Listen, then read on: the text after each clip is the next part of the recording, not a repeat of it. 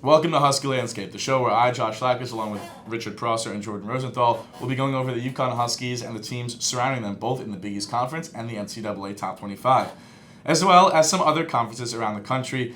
It's going to be a great episode because, well, as we all know, last night, it was a huge game for the Huskies. Look at the hats. We're all excited because UConn took down Villanova the first time in 8 years that the Huskies have beaten these Wildcats, and it was an exciting fashion. What a game, right, Richard? That was amazing. Storming the court, wow. Mm-hmm. That was an amazing win. Without your head coach for most of the game, too. That's insane. Yeah, and of course, you talk about storming the court. A lot of people have some interesting things to say on that. They don't think UConn should have stormed the court, but I'll say this. As a senior here at University of Connecticut, we came in 2018, and we were in the pits of the AAC. We had to work our way up that conference. Then right when we get to the Big East, COVID hits. We don't get to go to games for a year. And then, of course, after this season, all the hard work and effort that Hurley and the squad has put in, and, of course, Coach Cavani Young, we can't forget about that. For us to beat Villanova in the way that we did at the end, down 4 with 30 seconds to go, let the kids have some fun. It was worth it, and it was incredibly fun. But we're going to move on from that into the AP poll and the top 25. Of course, looking at this week's rankings, we have some shakeups. Gonzaga at number 1, then we have Arizona, Auburn, Purdue, Kansas, Kentucky. Then we have Duke, then we have that number 8 Villanova squad. Texas Tech, Baylor, then another Big East foe at Providence at 11. UCLA, Wisconsin, Houston, Illinois, USC, Tennessee, Arkansas, Murray State Racers at 19. Texas, and then we have our number 21 Yukon Huskies, Ohio State, and then a newcomer to the poll in St. Mary's, Alabama, and our second newcomer to the poll at 25, Iowa. So, guys, what stands out to you most about this week's rankings? We'll start with you, Rich. For me, it's got to be the fall of Michigan State. They are kind of a little bit of turmoil here. A 3-game losing streak, losing to Penn State, a close one to Illinois, and then getting blown out by Iowa. That's not great. That's not good stuff there, They were 19th last week. Now they're out of the top 25. So that is something to watch. And it's not going to get easier for them. They still have a game against Ohio State. They still have a game against Purdue. And, it's going to be rough and going to the tournament play. Yeah, that blowout to Iowa, Keegan Murray went off in that game. Truly, truly special for him on Iowa, but Michigan State definitely has a good point. Jordan? For me, it is the quickly rising Arkansas team. This team is 4-1 in their last 5. Only loss coming to Alabama by 1 point. Wins against Auburn, Tennessee, and Florida. This team is for real. This team is going to go far, I think, in both the SEC tournament, and if you want to pick a sneaky team to go far come March, I think the Razorbacks are it. Yeah, Arkansas obviously started this upward trend with their upset win against Auburn. They were the second team to beat Auburn this season. Of course, the first team was UConn. But now we're going to move from the AP Top 25 to the Big East standings, more close to home for the Huskies, and Providence still leads it. They have a record of 12-2 and are at the top. Villanova has 14-4 record after that UConn loss, sitting in second place. Then you have UConn at 11-5, Creighton at 10-5, Marquette at 9-7, Xavier and Seton Hall both at 7-8. St. John's also at 7-8 now. Look at how they're rising a little bit. Butler at 6-11, DePaul at 3-13, and Georgetown at 0-15. Clearly, Georgetown is not getting better. But Patrick Ewing officially announced with an extension, coaching extension. Love Patrick Ewing. I'm a Knicks fan. But all right, moving on. So, guys, what stands out to you most about the Big East rankings this week? I'll go with Jordan first. So I made it 4 episodes in without talking about St. John's, but here we are now. The St. John's Red Storm on the come up. Are they going to disappoint me? Yes, but they have 4 games left. They have their whole team back. In the 4 games, they have a few quad 1 win opportunities. Should this team win out, which they won't, should they win out? They're not winning out. I think they have a solid, last 4 in. It's Creighton, Xavier, Marquette, and DePaul. But yeah, they're not winning out. But look, that's our resident St. John's fan here on the show. He's still wearing the UConn hat. Aaron Wheeler playing very well. Aaron Wheeler is having a good season, and of course, Julian Champagny will always be in the conversation for Big East Player of the Year. But Richard, what's your opinion on the Big East standings? Xavier, I think, is going to fall, and they're going to fall hard. And this is kind of piggybacking on Jordan's St. John's pick because I think they're going to fall to 8th.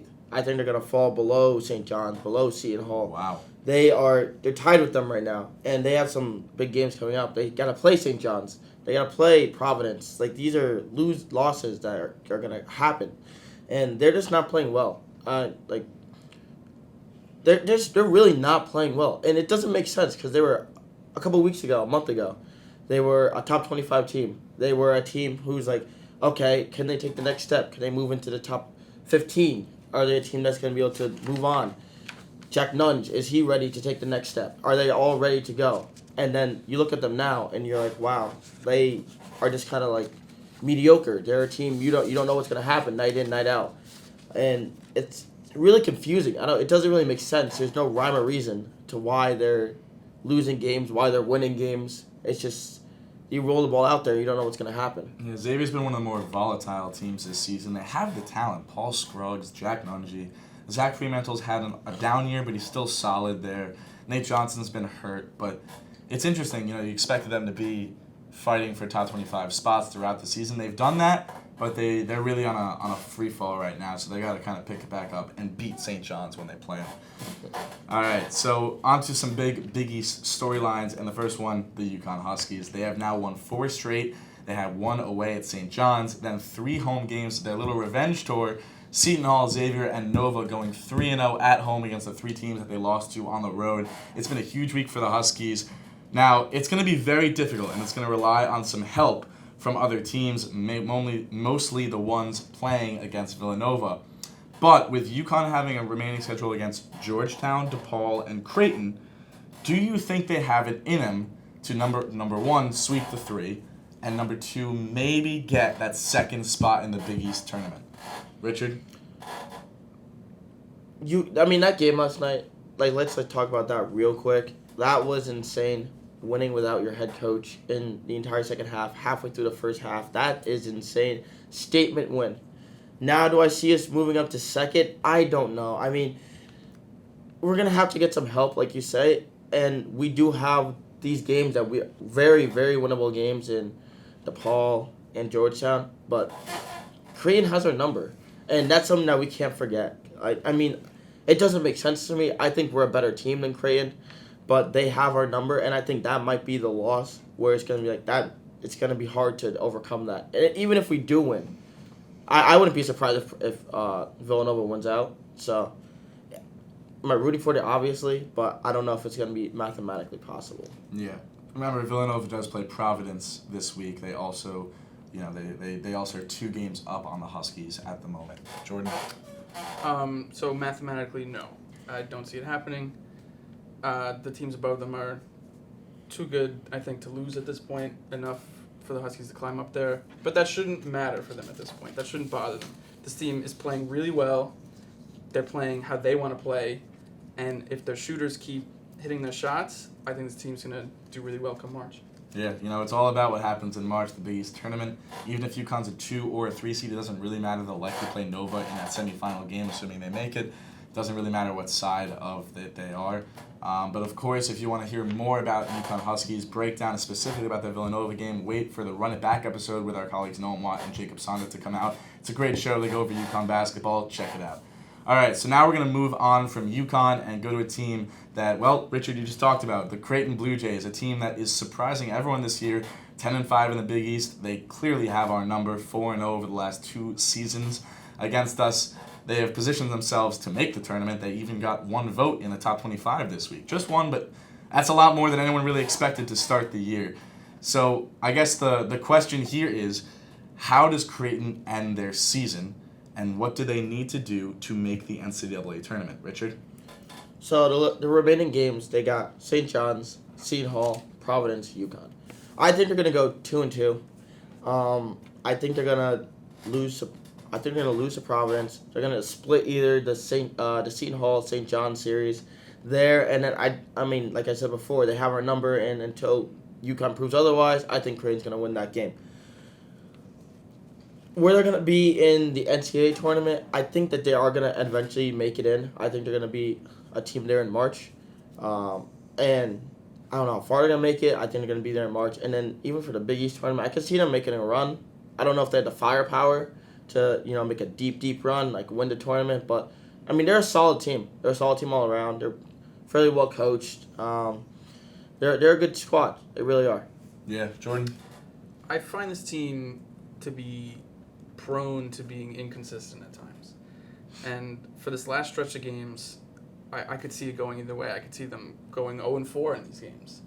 And then they would easily fall out of tournament contention.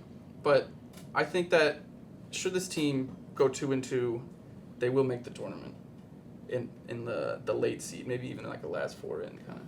Yeah, they've been sitting bubble all year, but they're slowly moving themselves onto the good side of the bubble, and they've been there for a couple weeks. I think when it comes to that UConn game, UConn is hot right now.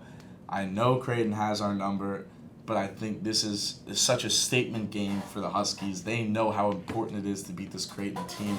I think they're gonna do it. I think that you're right about Seton Hall. St. John's are gonna split one probably. I can see them going 1-3, maybe 2-2. But that's not a knock on Creighton. They've had a great season. It's just you look at their players, it's just not at the upper echelon yet. But, of course, you've been saying that all year, and it still worked out for them. All right, so on to the Big Ten, some other NCAA storylines. And we're going to talk about Rutgers, a team that really has come into their own recently. They played 5 games in the Big Ten against ranked teams and went 4-1, that lone loss being to number 4 Purdue. They sit 5th place in the Big Ten with a conference record of 10-6. So I got to ask, guys, are Rutgers creeping their way into the NCAA tournament field? Creeping. I think that they're gonna make it. They're one of the best teams and one of the better conferences in arguably the best conference in college basketball. And they're playing so well right now. They are hot at the right time, which I think matters. I mean, a win in early December is not the same as a win in late February. And they're peaking at the right time, and they're hot at the right time, and now they're getting everybody on notice. And I think that people are starting to really understand how good Rutgers basketball is, and they're starting to get the respect around the nation. Yeah, Jordan? So I'm not fully convinced by this team yet, but as Richard said, this team's hot, and that can mean everything in March. If you get hot enough, if you win your games, it doesn't matter if it's luck or skill. All you need to do is keep winning, and they're winning right now. All right, and now I'm going to do a quick one-sentence answer. Do you think Rutgers has a chance at the Big Ten tournament? No, Purdue's too good. Jaden Ivey's gross. Jaden Ivey is gross. I have the exact same answer. Purdue is way too good. Yeah. All right, so now you know how we love our small conference teams. And, of course, there's a big matchup this week in the OVC, the Ohio Valley Conference, which you're probably like, what's the Ohio Valley Conference? But you probably have heard the team Murray State. And Murray State on a 16-game winning streak. They, as I said, are ranked in the top 25 for the second week in a row. They are a really strong team, and they're going up against the other OVC powerhouse in Belmont, a team that got votes for the NCAA top 25 in the AP poll. They're a really good team. They're on a 10-game winning streak and have won all of their games since losing to Murray State in their last matchup. A pretty bad loss, but they're both hot. Both these teams are going at it, and they play this week. Guys, what do you think is going to happen? Who's winning this game? Richard? I mean, I think Murray State's going to win. They have been hot. They destroyed them last time by 22 points.